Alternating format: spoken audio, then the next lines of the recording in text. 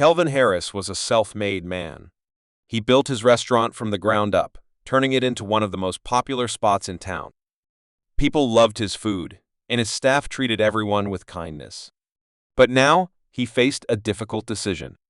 A once-in-a-lifetime opportunity had come his way, a major business project in another state. It was too good to pass up, but it also meant he'd have to leave his restaurant for 2 years.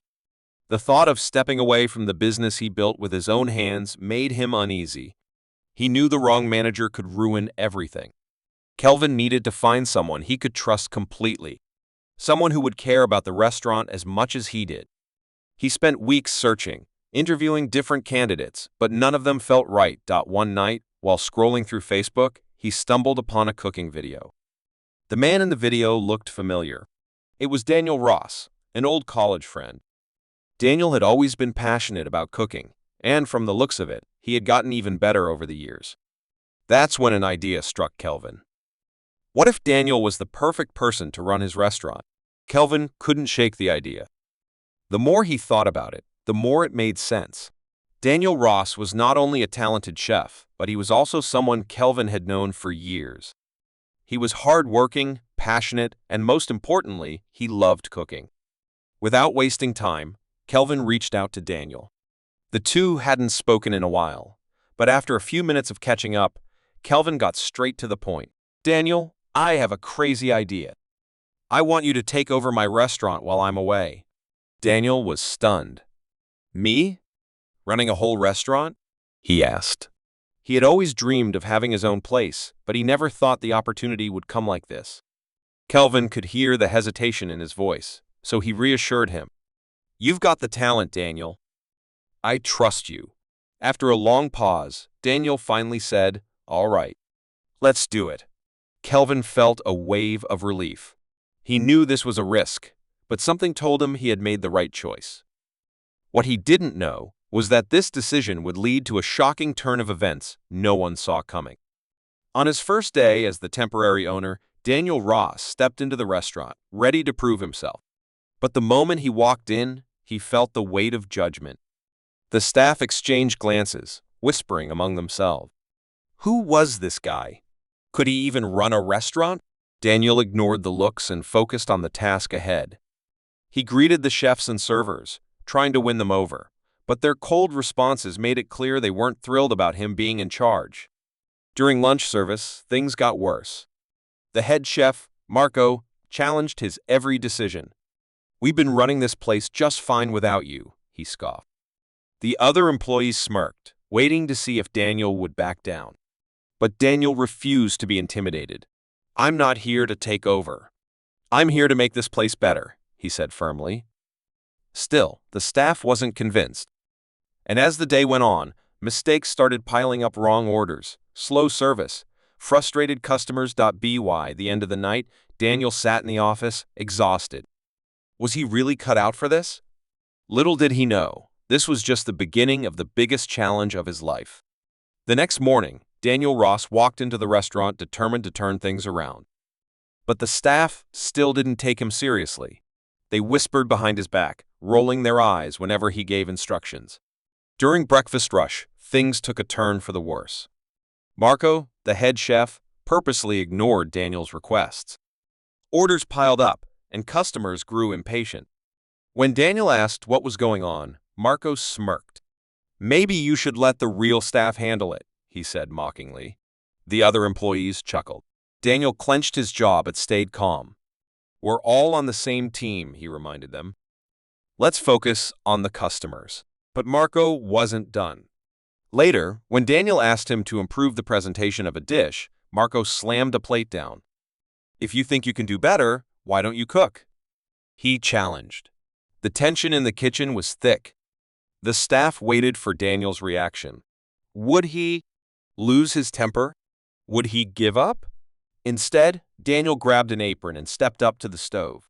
If they wanted to test him, he was ready. And he was about to prove every single one of them wrong.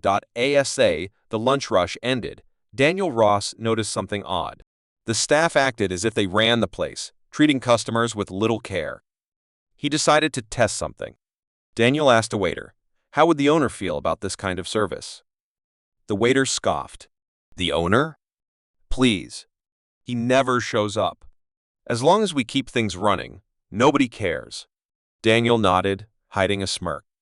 They had no idea who he really was. Then, a customer raised their voice at the register.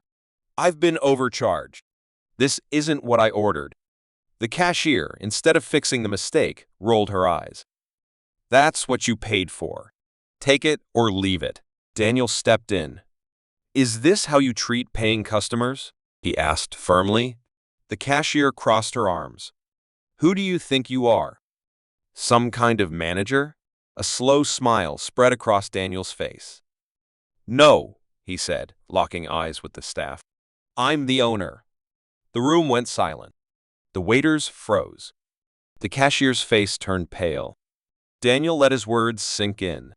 Things were about to change, and none of them were ready for what was coming next.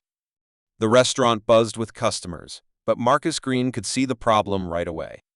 The staff barely acknowledged guests, their faces full of boredom.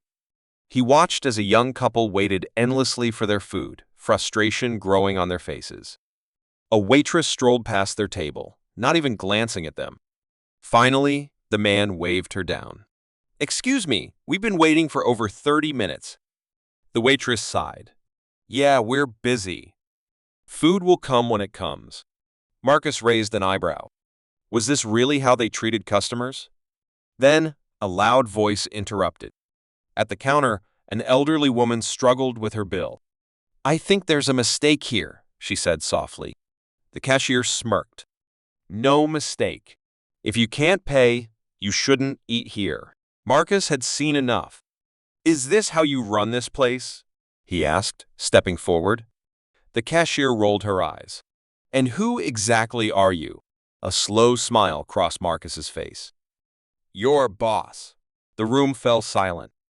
The staff exchanged nervous glances. They had just made a huge mistake. And now, everything was about to change. The sun was setting, casting a golden glow over the restaurant's sleek windows. Jordan Hayes stepped inside, dressed casually in a plain black hoodie. He glanced around, noticing how the waiters barely paid attention to customers. At a T1 table, a man cleared his throat. Excuse me, we've been waiting for our order. A waiter scoffed. Yeah, and you're not the only ones here. Jordan raised an eyebrow. This is how they treat paying customers. Near the entrance, an older man in a worn-out jacket counted coins in his trembling hands. I just need a small meal, he said softly. The cashier sneered.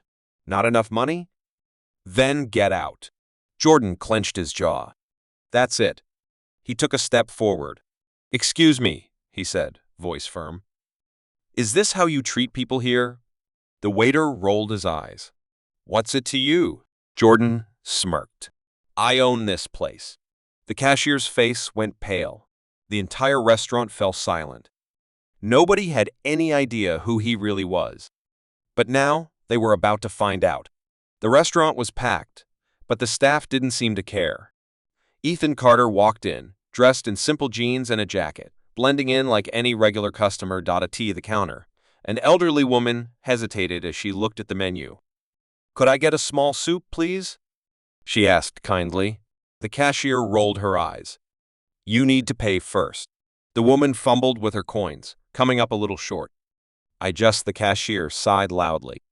Look, if you can't afford it, don't waste my time. Ethan's jaw tightened. Seriously? They treat people like this. A waiter bumped into him without apologizing, rushing past to a table where a young man was waiting for his order. Hey, I asked for no onions, the customer said politely. The waiter snorted. Then pick them out. Ethan had seen enough. He walked up to the center of the restaurant and cleared his throat. Excuse me. The staff barely looked at him. I own this place, he announced. Silence. The waiter froze. The cashier's face turned pale. Now it was their turn to feel uncomfortable.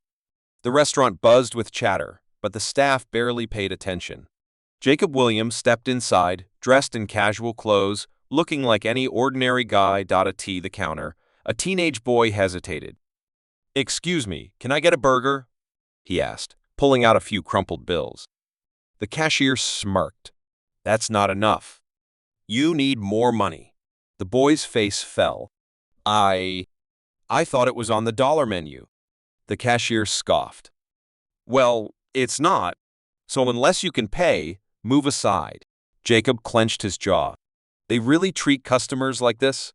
At a nearby table, a woman politely asked for a refill. The waitress rolled her eyes. Get it yourself. Jacob sighed. This had gone too far.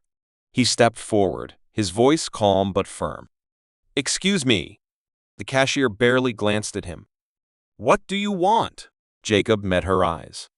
I own this place. Silence. The waitress's tray nearly slipped from her hands. The cashier's smirk disappeared. Jacob crossed his arms. Now, let's talk about how you treat people.